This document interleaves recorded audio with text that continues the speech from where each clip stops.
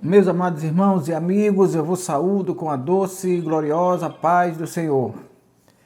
Inicialmente eu quero pedir desculpas aos nossos inscritos, nossos acompanhantes.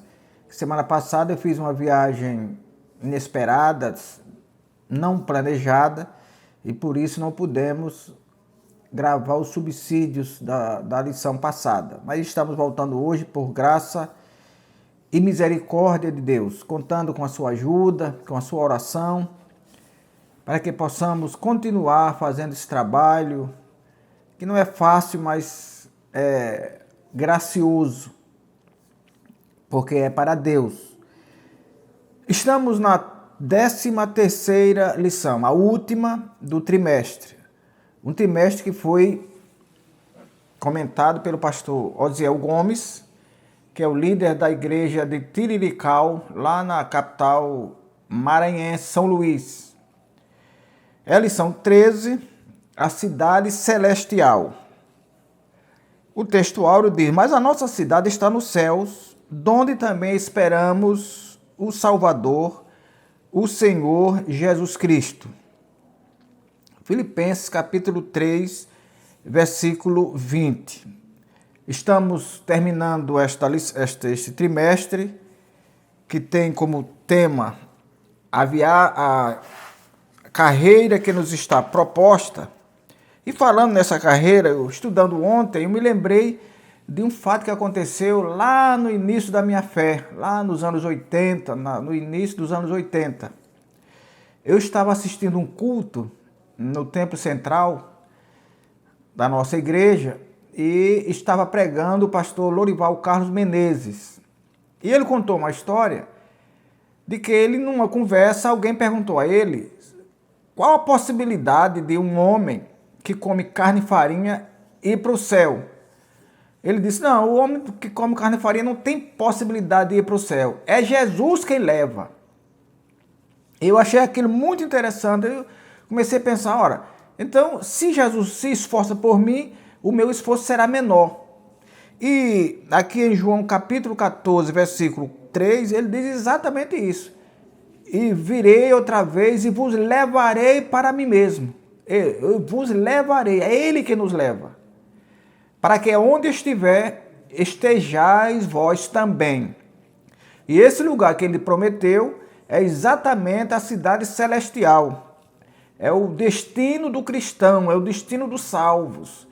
É o destino daqueles que abandonaram o mundo e abraçaram a Cristo.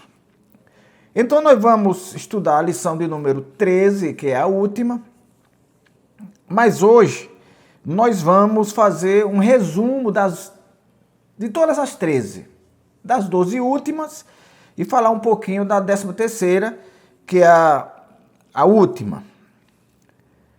Nós sabemos que nessa caminhada, como João diz, o nosso esforço é o menor, porque o maior esforço o Senhor já fez na cruz do Calvário, quando se foi entregue pelo Pai, sendo ele sem pecado, para que se fizesse pecador por nós. Então, o sacrifício que ele fez nos deu a condição de começarmos a caminhada, e um dia nós certamente, por graça e misericórdia de Deus, adentraremos aos portões celestiais. Então, na primeira lição, que é o início da caminhada, nós podemos aprender que essa caminhada, o Senhor nos convida a deixarmos os embaraços e corrermos com paciência a carreira que nos está proposta. Isso foi um resumo da primeira lição, o início da caminhada. Ali nós estávamos iniciando. E o início da minha caminhada, da nossa caminhada, enquanto pessoas, enquanto crentes, é exatamente quando nós aceitamos a Jesus como Salvador, quando nós largamos o mundo. Hebreus capítulo 12 fala sobre isso, versículo 1, parte B. Na segunda lição, que é quando nós escolhemos entre a porta estreita e a porta larga, nós vemos que os que optarem pela porta estreita chegarão, mas os que optarem pela porta larga não chegarão ao destino, à cidade celestial. Porque a Bíblia diz que a porta estreita são poucos que entram por ela. E aqueles que querem chegar ao céu, que querem continuar caminhando, têm que escolher a porta estreita. A lição de número 13 é o céu, o destino do cristão. Isso nos afirma que nós temos uma firme confiança que se praticarmos uma nova vida centrada na palavra de Deus e sem distração, chegaremos ao céu. 1 Coríntios capítulo 7, versículo 35. A quarta lição, como se conduzir na caminhada. Ensina-nos que devemos neutralizar os desejos da carne para não corrermos o risco de, ganhando os outros, perdermos-nos a nós mesmos. Esse era o medo de Paulo. Ele tinha medo de que, pregando a uns e ganhando, ele mesmo não viesse a ser reprovado. Então, é a forma como nós devemos nos conduzir nesta caminhada. A quinta lição, os inimigos do cristão. Os maiores inimigos do cristão são o diabo, a carne e o mundo.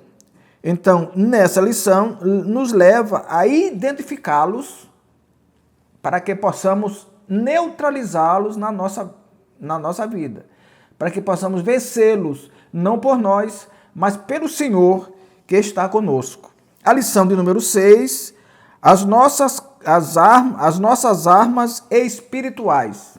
Lição de número 6, as nossas armas espirituais. Quais são as nossas armas espirituais? A palavra de Deus, a oração e o jejum. Com essas armas, nós venceremos o mal e chegaremos no céu.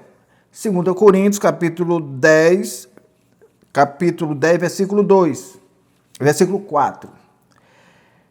Sétima lição, o pecado da murmuração.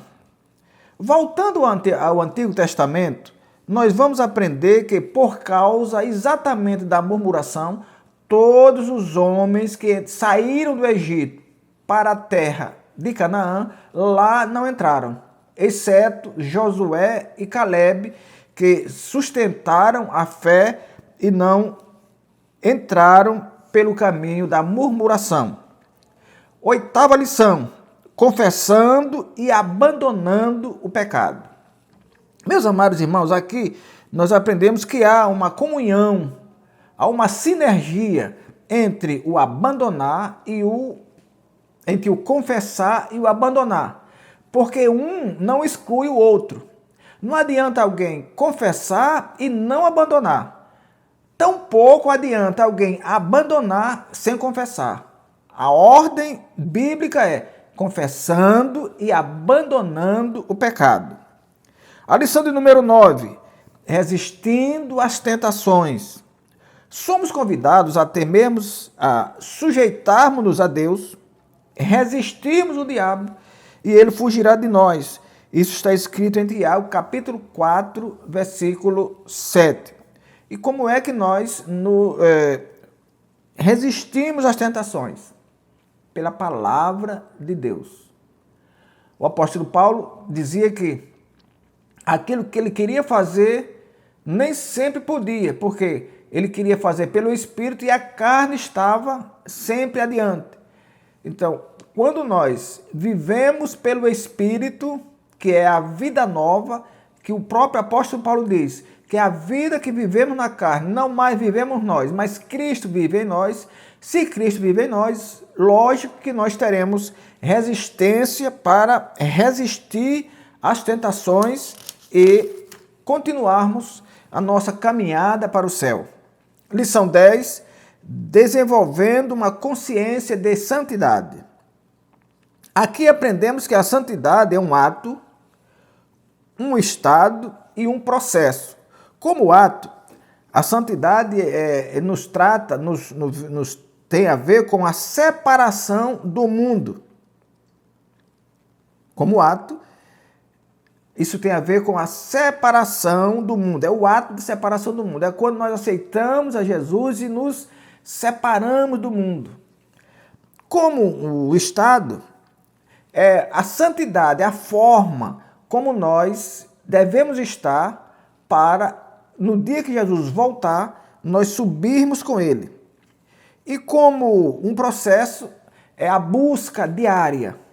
É a busca diária de uma vida consagrada a Deus e sem distração alguma, repetindo o que diz o apóstolo Paulo. A lição de número 11, a realidade bíblica do inferno.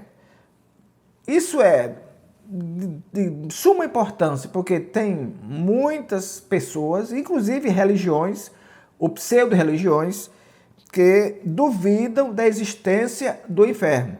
Dizem que o inferno é aqui mesmo. O inferno começa aqui, mas a realidade do inferno é incontestável na Bíblia. E o inferno servirá para punir aqueles que abandonarem Jesus, aqueles que viverem uma vida desregrada e fora da presença do Senhor. Lição de número 12, a bendita esperança, a marca do cristão. Recordamos a esperança do apóstolo Paulo, contida na segunda carta a Timóteo, no capítulo 4, versículos 7 e 8, quando ele estava ali aos mais ou menos 67 anos de idade e 35 anos de ministério. E ele escreve uma carta a Timóteo, pedindo que ele viesse ter com ele, porque, nas palavras de Paulo, ele já estava prestes a morrer, mas que ele trouxesse os livros, os pergaminhos, e convidasse a Marcos. Marcos é o autor do evangelho, do segundo evangelho, e que havia abandonado o próprio Paulo e Barnabé na primeira viagem missionária. Lá na primeira viagem missionária, há cerca de 30 anos. Mas Paulo agora se lembra e manda que ele venha porque ele será útil ao ministério. Falando ao Timóteo, que era o seu filho espiritual, ele cita aquelas frases, aqueles versículos muito simbólicos para os que conhecem a Bíblia. Quando ele diz: combati o bom combate, acabei a carreira e guardei a fé. Quando ele fala combati, acabei e guardei, ele fala do pretérito perfeito. Os verbos que ele fala ali estão conjugados lá no pretérito perfeito. E o que é o pretérito perfeito? O pretérito perfeito é o passado, é alguma coisa que aconteceu lá no passado, mas que tem repercussão no presente. E quando ele diz: combati o combate, acabei a carreira e guardei a fé, ele diz: mas a coroa desde agora me está reservada. Então veja que ele fala de um fato que aconteceu no correr da vida dele, no seu caminhar, na sua corrida para o céu, mas que estava repercutindo ali agora. Ele agora, no presente, ele dizia: a coroa está reservada. E não só a mim, diz ele, mas a tantos quantos amarem a sua vinda. Ele fala então no futuro do presente. Futuro do presente. Que é exatamente o futuro, é algo que vai acontecer, mas que eu já prevejo agora. Ele diz: eu combati, acabei e guardei. A coroa está reservada, mas eu só vou receber depois. É o futuro do presente. Então, é a bendita esperança que é a marca do cristão. Foi a marca de Paulo e foi a marca e será a marca de todos aqueles que quiserem ter uma vida pia, uma vida reta, uma vida justa, uma vida consagrada, separada para encontrar com o Senhor nos céus. A 13ª, que é a nossa de hoje, a cidade celestial. Nesta, aprendemos que a carreira que nos está proposta deverá ser feita com paciência. Paciência. Sem assodamento, sem pressa. Não adianta ninguém querer correr a mais do que o que está proposto. Porque se correr a mais do que está proposto, não vai chegar na frente de ninguém. E se correr a menos, não vai alcançar. Então corra da forma paciente, mas de forma que alcancemos. Glória a Deus. Olhando para Jesus, nós devemos correr. Sabemos que os atletas, eles correm. E como diz o escritor aos Hebreus, que nós estamos cercados por uma grande nuvem de testemunhas. E os atletas, geralmente, eles correm buscando aplausos. Aquelas testemunhas ali, muitas delas vão aplaudir, algumas delas não. Muitas delas estão torcendo para determinadas pessoas chegarem, alcançarem a vitória, alcançarem a coroa. Outras não. Mas nós, na nossa caminhada para o céu, na nossa carreira que o Senhor propôs para nós não devemos estar olhando para um lado nem para outro. Não devemos estar olhando para A nem para B. A Bíblia diz que nós devemos correr com paciência, olhando para Jesus, que é o autor e consumador da fé. Assim, sem dúvida, nós alcançaremos a cidade celestial, porque essa é a cidade dos crentes, é a cidade dos salvos, é o destino do cristão, é a morada de Deus. É a morada de Deus. E nós sabemos que a nossa corrida ela tem degraus, porque a corrida do salvo não é descendo. A Bíblia diz que o caminho do salvo é para cima. Está escrito em Hebreus está escrito em Provérbios capítulo 15, versículo 24, que o destino do salvo é para cima, para fugir do inferno que está embaixo. Então veja que há um certo esforço, porque o maior o Senhor já fez, para que nós subamos correndo, com paciência, olhando para Jesus, porque nós um dia estaremos para sempre com Ele. Na lição de hoje, nós vemos que o item 1 fala do paraíso eterno. O paraíso eterno, aqueles que correrem de acordo com a palavra, aqueles que estiverem de acordo com a Bíblia Sagrada, alcançarão o paraíso eternamente. Os que não, também ficarão eternamente no inferno. Porque o caminho são dois, céu e inferno. Ninguém se assusta porque está na Bíblia isso, são doutrinas da Bíblia, o céu ou inferno. E o paraíso eterno, que é o céu, está preparado para aqueles que caminharem olhando para Jesus. Não olhando para o mundo, não olhando para as coisas daqui, não olhando para as riquezas, mas olhando para Jesus, porque é Ele o autor, é Ele o consumador da nossa fé. Como foi que Ele consumou a nossa fé?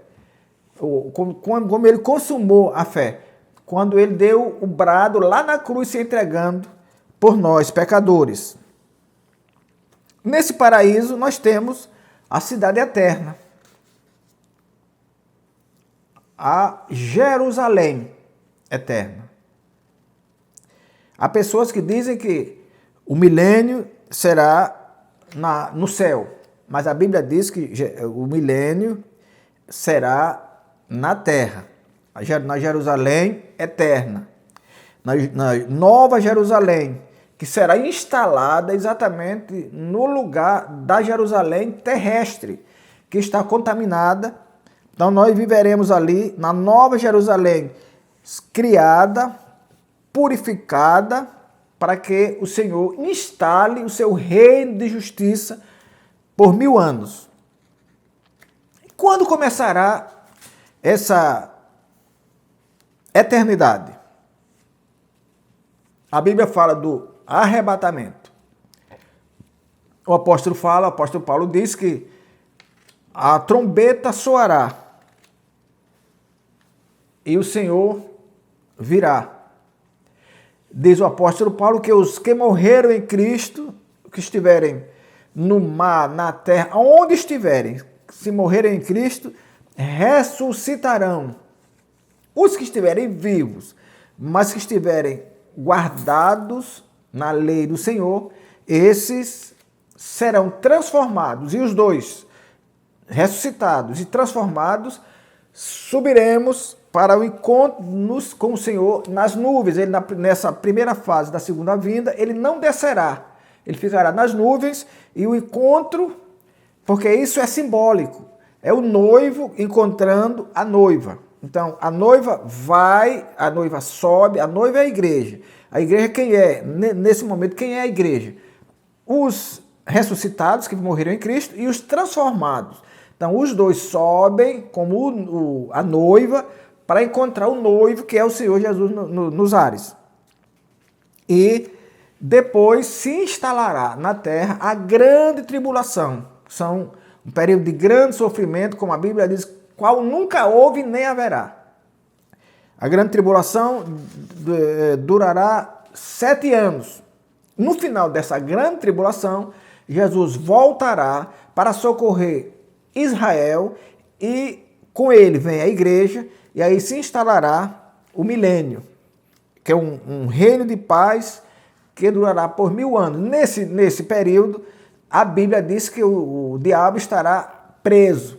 Terminado o milênio, ele será solto por um tempo, depois novamente preso e jogado no lago de fogo. Mas aí a igreja já estará livre de todos os tormentos. A igreja já estará recompensada pelo Senhor. O eterno e perfeito estado.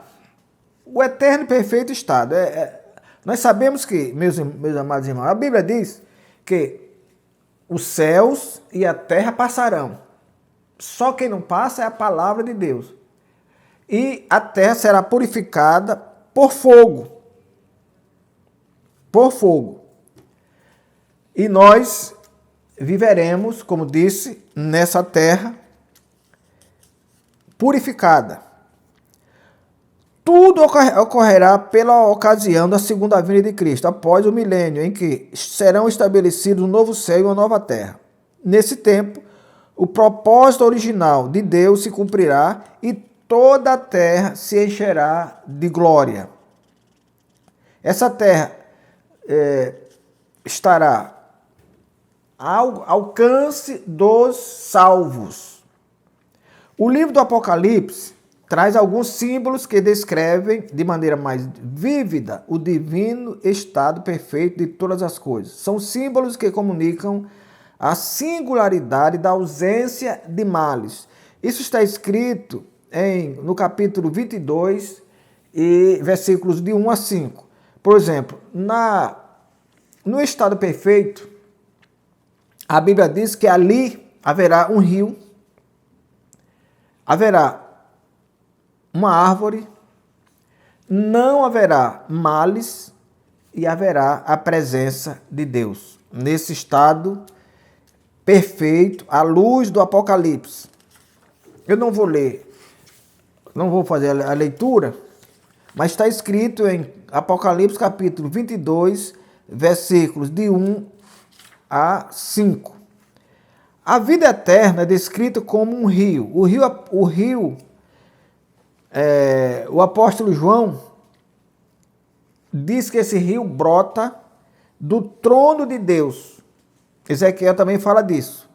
Aqui está presente um aspecto simbólico do rio como símbolo da vida. A gente sabe que na Bíblia a água fala de vida, em outros lugares ela fala do Espírito Santo, mas quando ela brota do rio, lá no novo templo de Ezequiel, ela fala também da vida, que o rio brota do altar. Lá em Ezequiel, o rio brota do altar. Então, é o símbolo da vida que se renova.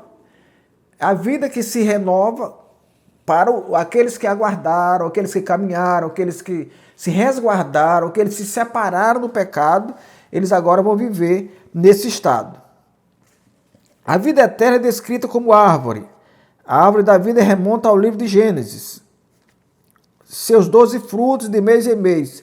Esses frutos de mês em mês, eles falam, eles simbolizam a vida que triunfou sobre a enfermidade.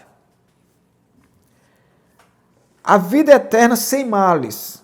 Não haverá maldição, porque é o estado perfeito. Ali não haverá pecado. Não havendo pecado, não há maldição, porque a maldição da terra é exatamente o pecado. O salmista escrevendo diz, de que o homem se queixa? Ou de que se queixa o homem vivente? Dos seus próprios pecados. Toda queixa humana provém do pecado.